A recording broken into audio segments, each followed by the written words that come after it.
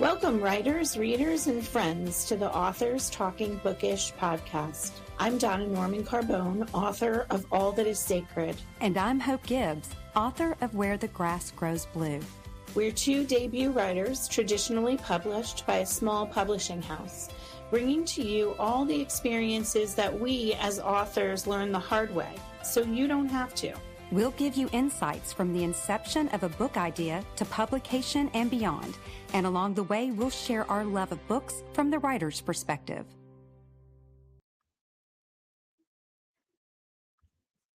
Hey friends, welcome back. It's episode 64, and today we're talking to Linda Rosen, who is the author of 4 historical fiction novels, including her latest, Abandoning the Script, which is coming out, and we'll hear more about that. I am Donna Carbone, and I'm joined by Hope Gibbs. Hi, Hope. How are you? I'm great, Donna. How are you doing? I'm okay. I'm surviving the winter up here in New England, barely. Well, your weather came down to my neck of the woods and gave us a historic ice storm. So Nashville was rocked, and I did not have electricity for about 5 days. I still have friends that are just now getting their electricity. So I need for you to come and get your weather. Yeah. We don't want our weather back. Actually, it's been below freezing here for 2 weeks. Every morning I wake up, it's, below 10 degrees. We are really getting rocked with a cold spell that we haven't had since, I think, 2013. Yeah, it's been extremely cold for us down here. And I had all these people saying, because I was without electricity, we were with all these friends, we were, trying to survive. And people think I was writing, and I'm like, no, I was not writing. I was cooking and cleaning. And it was a friend of mine, Cindy Normani. She is also in Nashville, and she's a writer for Red Adept. And she had the same thing. She posted on and I think it was on Instagram. She was like, no, I'm not writing, because you think you would, but no. You're in survival mode at this point. Yeah, I can't tell you how good it was to go and eat at a restaurant, something I didn't cook, clean, prep, and all that. And I love to cook, but enough about that, because today we have an exciting episode. We have a good friend of ours who has just written a brand new book that's coming out in March. And without further ado, let's bring her on. Yeah. Hello, Linda. How are you? Hi, Linda.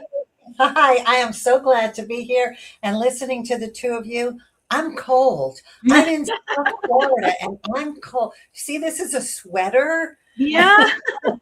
So Donna, come take your weather back. Yeah, right. You thought you left it behind. Yeah, well, I did. I mean, I'll take 40s rather than 9. Yeah, Yes. exactly. Yeah. Well, I would like to read your bio to our listeners, Linda. Are we ready? Thank you. Yeah. Perfect. So Linda Rosen is the author of 4 historical fiction novels: The Disharmony of Silence, Sisters of the Vine, The Emerald Necklace, and her newest release, Abandoning the Script, available March 6th. Linda's novels are set in the not too distant past and examine how women reinvent themselves despite obstacles thrown their way, and they always feature a piece of jewelry. She is a member of the Women's Fiction Writers Association and the co-founder of the South Florida chapter of the Women's National Book Association, where she holds the position of VP of Programming. In addition, Linda is on the board of Trails of Del Rey, her local chapter of the Brandeis National Committee, and an administrator of the over 5,000 member Facebook group Bookish Road Trip, and the editor of their newsletter, Wanderlust. Fitness professional turned novelist Linda Rosen, after living most of her life in New Jersey and only a short trip from New York City, now lives with her husband in sunny Florida, happily wearing sandals all summer long. When she's not writing, you'll find Linda on the pickleball court, in the pool, or reading with her feet in the sand. We are so happy to have you here today.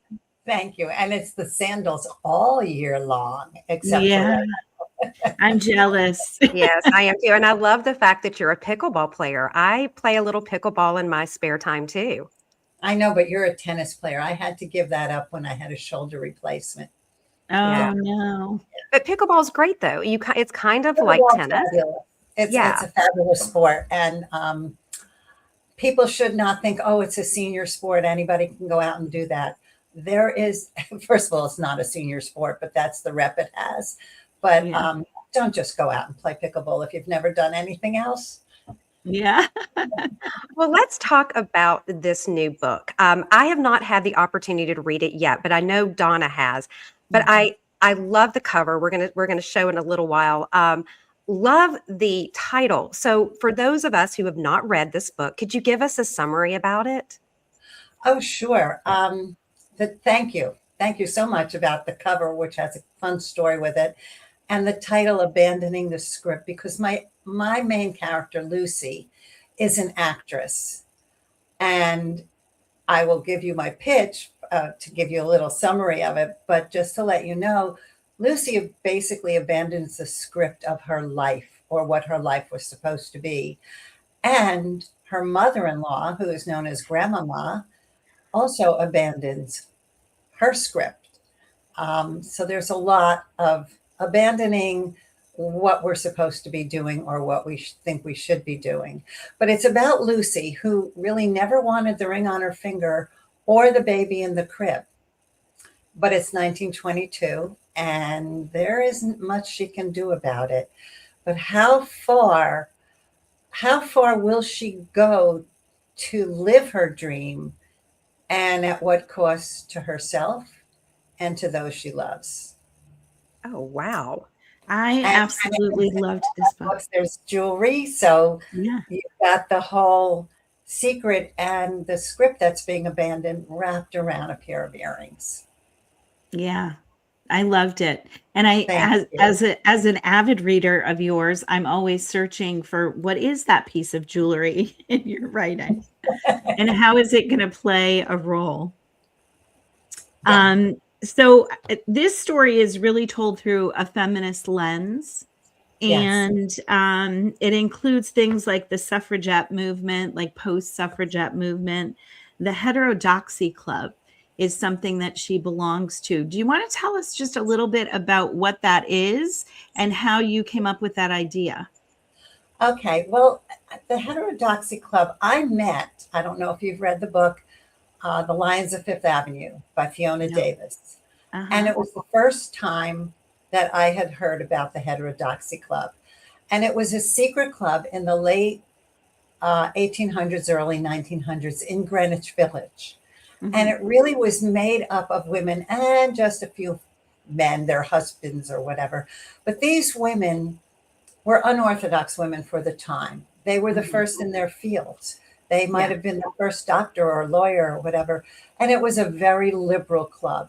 I was fascinated by it. And so I then went into a deep dive on the Heterodoxy Club, which is not easy to find a lot Mm. of information. Thankfully, I have one book here called Hotbed, and Mm. that Fiona Davis helped me find that book, and that gave me a lot of information. But reading about these women made me want to write about them.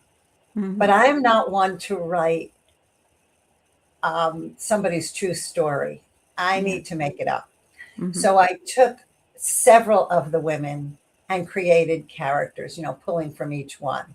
And Mhm. I do have Lucy, who's an actress, and another Helen, who's a journalist, and Crystal, who is a attorney. But I Mhm. pulled from the real women, who are fascinating if anybody wants to do, any kind of read about them.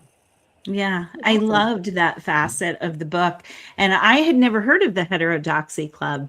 So that was Most a people haven't. refreshing read to me. Yeah, Yeah, that was yeah, really because I read a lot of feminist literature. And that's the first time I ever heard that term. yeah. I Yeah. The first time was in Fiona's, and honestly, I have never heard of it since, other than Yeah. reading Joanna Scott's book, Hot. What did I call it? Sorry, Hotbed. But I didn't plan on being a feminist writer. Yeah, right. Huh.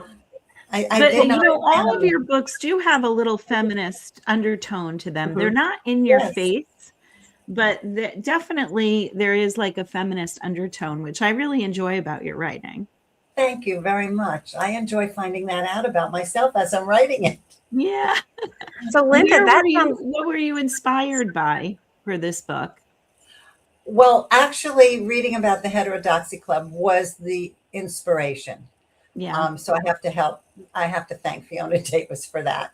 That inspired me. And then reading more about it and about one particular woman Mhm. inspired me, which helped me make Lucy. But I also love writing books about female friendships. Mhm. And I do that in all my books. And this time I kept wondering, I have my two closest friends, one since I was 3, and the other one we met in kindergarten. And the Mhm. three of us are still closest of friends. One's in Vermont, one's in Utah, I'm in Florida. And yet we Mhm. talk a lot and Yeah. see each other when That's we nice. can.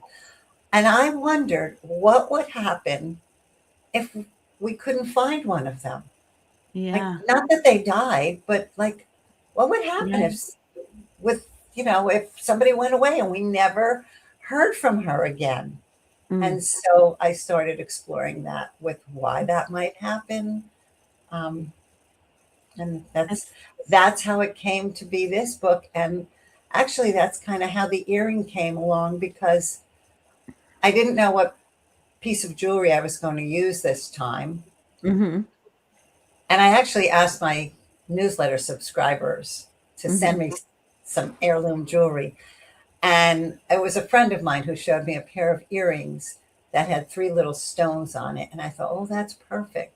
And I was Mm. going to make the stones the birthstones. And Mhm. so that's where that came from. Yeah. Really wow. neat.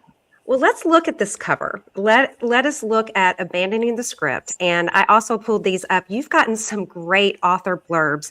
One from Patty Callahan Henry, An Unforgettable Journey into the Secrets That Can Define Us and the Courage That Might Set Us Free.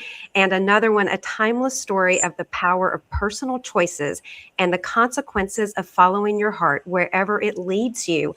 So, congratulations on the blurbs, but let's talk about the cover. How much input do you have as a writer? Because some writers have a lot of input and some are just they just kind of accept what their publisher gives them. I do have a lot of input. Before, when I submit the book, I also submit ideas for covers Mhm. that I have.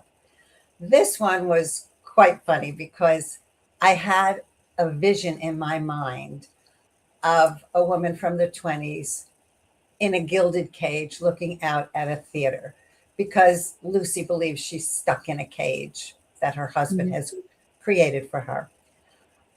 And I went on Chat GPT, and I was getting pictures and sending it to my cover designer, and he would come back and nothing looked right. And then he finally said to me, this isn't working. And I said, I'm leaving it to you. And he came back with this. And I just thought, this is gorgeous. And then my Yes. publisher's chiming in and saying, this is it. This is the one. That's awesome. Yeah. I also want to dig in a little bit about the whole theme of drama in your book. And because she is so entrenched in the theater, there are some characters who want to go off and do movies, but she definitely wants to work in the theater. Is that a love of yours, Linda, or is that something that you researched for the purpose of the book? Because you name drop different people in the dramatic world, like Eugene O'Neill, throughout the book, which was really refreshing to me. I liked finding those little nuggets, those little illusions that you had throughout. I love to put some real people into fiction Mm, because, as I said, I don't write about a real person, but I always throw in some real people. yeah. No, it really was purely for the research of the book. But Mhm. as I was writing it, I was realizing, as Lucy was saying, she didn't want to be in the movies. It is when you are live that you Mhm. get the feedback from your audience, no matter what. Yeah. Even when I'm giving talks, Right. it's the feedback from the audience. And Mhm. that's what I wanted to stress for Lucy. And I guess I love movies. I love old movies, but it's just something I have about live theater. And it was Yeah. fun research because I did speak to actresses to Hmm. get their take. Oh, Yeah. neat. I love Yeah, that. there's a certain chemistry when it's a live audience that you Yeah. kind of, I don't know, you kind of find a groove. You do. You find a groove, and no show is the exact same each time because Right. it's whatever's coming from inside of you at that moment. Yeah. Uh, well, Linda, this isn't your first book. As when Donna was reading your very impressive bio, you have written three other books. The Disharmony of Silence, which I think is one of the best titles of a book I think I have Mhm. heard. You also have Sisters of the Vine, and my favorite cover. I love the emerald necklace cover. There is something about that. Talk a little bit about those books and how your fourth book is a little different, like from your launch perspective or your writing perspective. Well, when I started writing The Disharmony of Silence, I knew nothing about writing. Um, I didn't know how to write. You know? And that book came to me because I was always fascinated by family secrets. To this day, I don't believe my family has one, but I have heard I don't think so, but I've heard so many from other people, friends of mine finding out who their parent was, was not their parent, who they thought was. And Mm. so that sort of set me off on writing about secrets. And somehow my mother's, or it's actually my great aunt's cameo, which is on the cover of that book, fed its way into the story. And I started developing secrets around a piece of jewelry. That one was the cameo. And in Sisters of the Vine, which was an inspiration, I was inspired by a real person for that, a high school friend of mine who was the first woman winery owner with a woman winemaker in her region. I took her story and changed the period of time and all kinds of stuff. But that also had jewelry in it. That one's a 3 carat marquise diamond. And I don't have that one. I have the cameo. And that was when Lisa Montanaro, the wonderful Lisa Montanaro, um, said to me that jewelry was my brand. Mm. And I didn't know, seriously, did you know were a brand? I mean, I didn't know I was a Not brand. initially, no. Yeah. No, right? Kleenex is a brand. Yeah.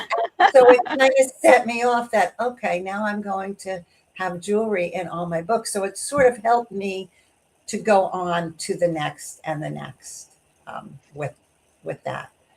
And the emerald necklace title is probably the simplest title of all, but it was really the whole secret, and everything goes around an emerald necklace. So it was like, why not call it the emerald necklace? But thank you, Hope, for the Disharmony of Silence, starting with a phenomenal title. Then the next two are okay. And then I think Abandoning the Script is an incredible title. I love a title that makes you wonder. Yeah. Mhm. And they're So, all yeah. amazing titles, but Yeah, they are. the Harmony of Silence, that Hmm. just there's something about that. Yeah. And I also love abandoning the script because as a woman, I feel like it doesn't mean I know this is set in the 1920s, but as a woman my Mhm. age in 2026, I've abandoned several scripts, and Yeah. along the way I've picked up a few new ones. But Mm. so yeah, it's you have a gift for that. Yeah. Thank you. Thank Yeah, you. you absolutely do. Thank you very much. Um, you know what I wanted to talk about a little bit? I know that you have done a jewelry writing workshop. Can you share that with our audience? Because Yes. I participated in one of those and it was so much fun. Well, thank you. I love doing it. It's Jewelry and the Art of Story. And when I can do it in person, it's even better. I think you were on the one Yeah, on I the was on a Zoom. Zoom Yeah. call, I think. Yeah, Yeah. but I do it in person when I can get to the place. So what I do is I explain the pieces of jewelry because each one has a fun story or something why I use that. Some of Hmm. them have. I mean, the emerald necklace one really has a fun story with it. So I bring that, why I chose that piece of jewelry for the book. I don't talk about the book. I talk about the piece of jewelry and how it relates to the book and why I chose it. And then the people who come, the attendees, they bring a piece of their heirloom jewelry and they get to show their heirloom and talk about it and tell us their story. And then we make up fictitious stories around a piece. And it depends on the size. I mean, I did a talk recently for a women's group that had a little over 100 people. Well, we could not have everybody showing their piece. So, you put the names in a hat and we pulled out like 10 people. But it's a wonderful event for a women's group, book club, any kind of organization. Because what woman doesn't love talking about her jewelry or grandma's pearls or Aunt Mildred's earrings that she has? And funny stories come up from them. I had one where there were two sisters. It was a book club I was doing it at. And there were two sisters sitting on opposite sides of the room. And one of them showed, I don't remember what it was, let's say a brooch that her mother left her. And the other sister got vehemently angry and saying, Mom left you that? Yeah, you never know what's going to happen with it. Linda, you got a story right there. You could play off that. Yeah. So it is. And I never realized that doing the jewelry in my books was going to lead to so many things, but I love having that niche. Yeah. And I love that you extended it in that way, because you're not only sharing your books with people, but you're also sharing, story. And everybody, like you said, everybody has something that is meaningful to them that they can tell a story about. And so maybe you're inspiring other writers along the way. I hope so. Actually, that does happen sometimes. And people don't realize how much story they have sometimes in the ring that grandma left them. Yeah. Well, and as Lisa said, you're leaning into your brand, which, Donna and I, we've done a couple of podcasts on that. It was something, like you said, you didn't know when you wrote your first book. And so that's one of the reasons we started this podcast. And I kind of want to switch gears and ask a little bit about you as a writer, because you're a writer. You're very involved with Bookish Road Trip. So tell me, how do you balance it all? Do you have a writing schedule? What does it look like to be Linda Rosen when you wake up in the morning? Lists. Lots of lists. Yes, I have lists all over the place because I might have to do something for Bookish Road Trip that day, but then I might have to send an email for WNBA and my pickleball. I'm the president of the pickleball club. We're deciding, are we doing a round robin this week? So I'm involved in that. So it's a lot of lists. I don't have a writing schedule. I know people do. They get up at 6 a.m. and they write. No, I don't know. Do you have a schedule? I have to make a date with myself. No. I make dates. Yeah. But ironically, I have a list. I was writing a list right before you came on today. So I'm a list girl. So and then the list has a list. Yeah. It grows. Yeah. It grows. And I always look at that behind you, Donna, your blackboard. If I had a blackboard behind me, you have all these wonderful phrases. My blood pressure would probably be sky high. Lists. And it's funny? I look at it when I'm thinking about ideas. For me, it's very zen. Yeah. That's wonderful. Yeah. Yeah. So Linda, we started a new segment this year. We actually started with Barbara, our friend Barbara Connery, and we're calling it, where we've named it, Rapid Fire Questions. Just little questions to get to know you on a little bit more of a personal way, because a lot of our viewers or listeners are people who don't write, but they're curious about the process and they want to get to know you a little better. So these are very easy, we promise. And so I'm going to start, and then Donna and I are just going to alternate. So our first question is, when you're writing, Do you like a hot beverage or do you like a cold beverage?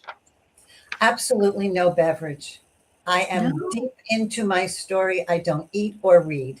Wow. I don't mean, I don't eat or drink. Nothing. No Wow. music, no food, no drink. Wow. Okay. That is very interesting. It is. Name a favorite author. It could be an author that you will buy anything of theirs or your new favorite author. My new favorite author is Patty Mhm. Callahan Henry. I just Okay. discovered Patty. Oh, So great. Love I would that. say, yeah. Favorite time period? I don't know what it is, but the 20s keeps coming back to me. That's why I wrote this book set in the 20s. Yeah. Yeah, just a little side note too. I felt very The Great Gatsby is one of my favorite books, and I felt that atmosphere in your book. So if Donna, readers if you like are that. comparing me to that, No, I'm serious. I do. I teach it every year. It's one of my favorite books, and I yeah, really felt that vibe throughout yours. So, thank you. yeah. Thank you. Okay, next question. This one's going to be really hard for you, I think. Trivial Pursuit or Jeopardy? Trivial Pursuit. Okay. Love I that, play, Linda. I mean, I don't play the game, but I do a lot of trivia. Yes, I Jeopardy know. is like way past me. Yeah. Okay, you have to pick one. Which one do you like best? Writing, editing, or researching? Editing. Oh, Okay. nice. Okay. What is your guilty pleasure? Dark chocolate with Oh. red wine. Oh, that's a Oh, nice pairing. ironically, in our next episode, dark chocolate is going to come up. So you'll have to stay tuned. Okay, pickleball or swimming? Oh, now you're giving me a real tough one. Seriously tough one. I would say swimming over everything. But I Really? love pickleball. So some days I play pickleball and some days I swim. I don't do them both on the same day or I'll get leg cramps at night. Okay. And this is the final one, we promise. Yeah, last question. What is your favorite place to unwind, or where is your favorite place to unwind? The beach. The beach. Yeah. Yeah. Yeah. You're a kindred Just soul. put me on a chair and let me stare out at the ocean. Yeah. Uh, I have one last question for you, Linda. It's not a rapid fire question, but it's a question that we ask all of our guests. What is one thing that you learned the hard way as an author? I knew you were going to ask that. And I keep playing with this idea. Yes, writing was hard to learn because writing is difficult. But and I think you guys will understand this, it was all the technology Yeah. that I had to learn. Mm-hmm. I mean, that was just, I'm okay with it. And then they throw something new at us. Yeah. So, yeah, a lot of technology if you're going to be using it like StreamYard and Zoom. But not only that, I mean, Instagram and how to do graphics. Thank you, Donna, for all the graphics you ever gave me. And, You're yeah, very welcome.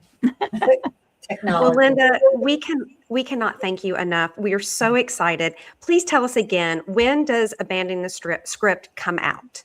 It comes out on March 5th. And I'm really excited because that is also Women's History Month. So Oh, perfect for you. in March. Yeah. And we know that our listeners are going to want to find you on, your website, Instagram. Where can they follow you? The best thing is to go to my website. Look at that. You have it really weird with the HWWW. Oh, that might have been a mistake. My website, linda-rosen.com, because from there you can jump to my Facebook and Instagram and anything else. So, And they can pre-order your book there, correct? they can pre-order Abandoning the Script with a 15% discount. And you can read the first chapter also. Which I highly recommend, Thank listeners you. and viewers. It was a great read. Well, thank you again so much. And everyone, you can always follow us on Spotify, Apple, Amazon, YouTube, and on Instagram. And really quick, Donna, what is our next episode going to be about? Our next episode is going to be about the difference between writer's block and writer's burnout and what to do about it. And I promise that dark chocolate will come up. But Yeah. again, thank you, Linda, so much. And everyone, thank you for joining us. And until next time. Bye. Thank you. Thank you for joining us today. I'm Hope Gibbs. And I'm Donna Norman Carbone. It's time for you to get to work. We look forward to seeing you in 2 weeks with another tip from your author friends.